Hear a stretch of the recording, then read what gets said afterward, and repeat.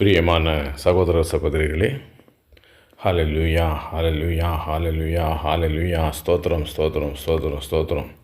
பிரியமான சகோதர சகோதரிகளே, இன்றைய நாளில் நாம் தியானிக்கும்படியாக யோவான் நற்செய்தியிலிருந்து 19வது அதிகாரம் 19 22 வரை வாசிக்கிறேன், கேளுங்கள்.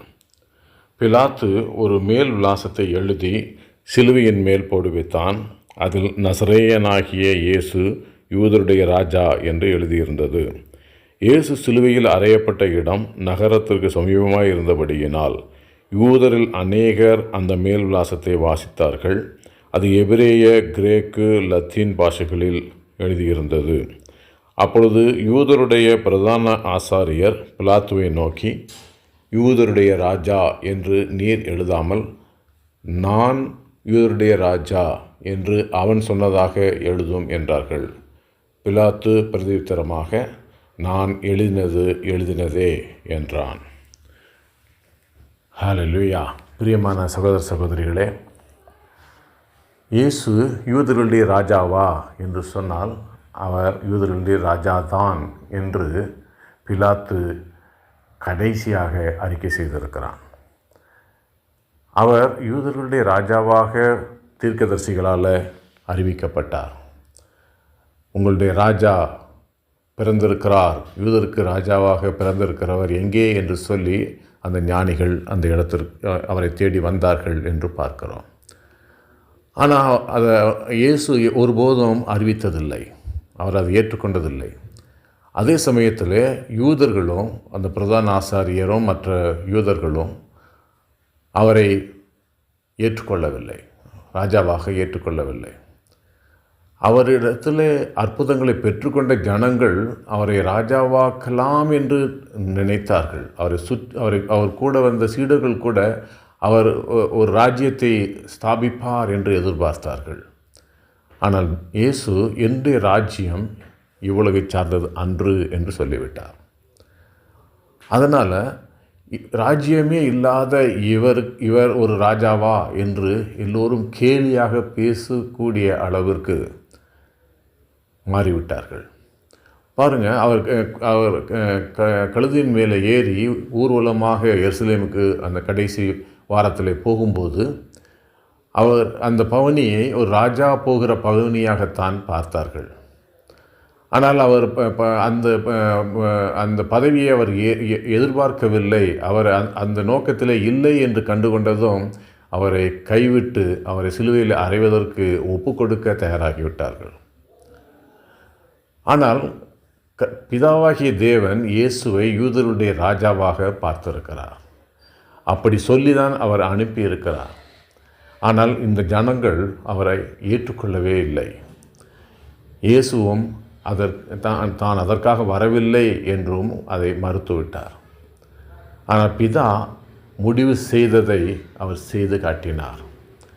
தன்னுடைய குமாரனை யூதர்களுக்கு ராஜாவாக அனுப்பியிருக்கிறார் என்பதை அவர் உறுதிப்படுத்த விரும்பினார். அவர் மரிப்பதற்கு முன்னாலே பிலாத்து அவரிடத்தில் கேட்குறான். விசாரிக்கும் பொழுது பிலாத்து அவரிடத்தில் கேட்குறான், நீர் யூதருக்கு ராஜாவா என்று கேட்கும் பொழுது நீர் சொல்லுகிறபடி தான் என்று சொல்லிவிட்டார். ஆமாம், நான் ராஜாதான் என்று சொல்லவில்லை, நீர் சொல்லுகிறபடி தான். ஏனென்றால் ராஜாவாக அவர் அறிவிக்கப்பட வேண்டும் என்பது பிதாவுடைய நோக்கமாக இருந்தது.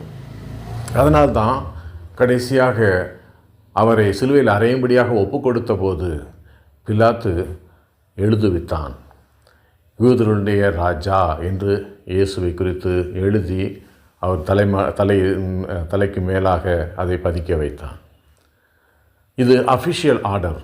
இது ரோம சாம்ராஜ்யத்தினுடைய பிரதிநிதியாக இருக்கக்கூடிய பிலாத்து அதிகாரப்பூர்வமாக அறிவித்திருக்கிறான், யூதருடைய ராஜா இவர் என்று. உடனே அந்த பரிசேயரும் மற்ற சதுசேயர் மற்றும் பிரதான ஆசாரியர் எல்லாரும் பிலாத்துவிடத்தில் போய், நீர் இப்படி எழுதலாம், நீர் இப்படி எழுதக்கூடாது, நான் யூதருடைய ராஜா என்று அவன் சொன்னதாக எழுதும் என்று அவனிடத்தில் முறையிட்டார்கள். ஆனால் அவன் சொல்லிவிட்டான், நான் எழுதினதே என்று சொல்லிவிட்டான். இதன் மூலமாக பிதாவாகிய தேவன் தாம் இயேசு பிறக்கும்போது என்ன அறிவித்தாரோ, இதோ யூதர்களுக்கு ராஜாவாக பிறந்திருக்கிறவர் எங்கே என்று கேட்டு அந்த ஞானிகள் வந்தார்கள்.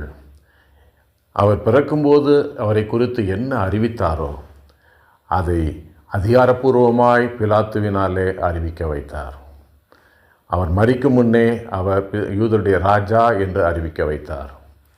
எனவே பிரியமான சகோதர சகோதரிகளே, நீங்கள் பிறக்கும்போதே கர்த்தர் உங்களை குறித்து முடிவு செய்திருக்கிறார்.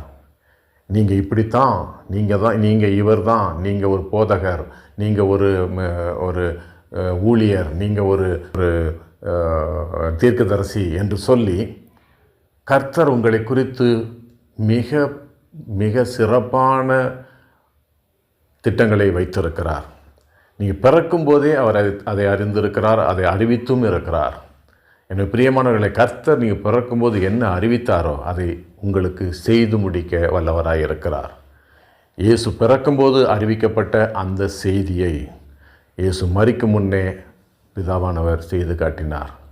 எனவே பிரியமான சகோதர சகோதரிகளே, கர்த்தர் ஒன்றை சொல்லுவாரானால், உங்களுடைய எதிர்காலத்தை குறித்து கர்த்தர் ஒன்று சொல்லுவாரானால் அது நிச்சயமாய் செய்து முடிக்க வல்லவராய் இருக்கிறார் என்பதை இந்த நாளிலே அறிந்து கொள்வோம்.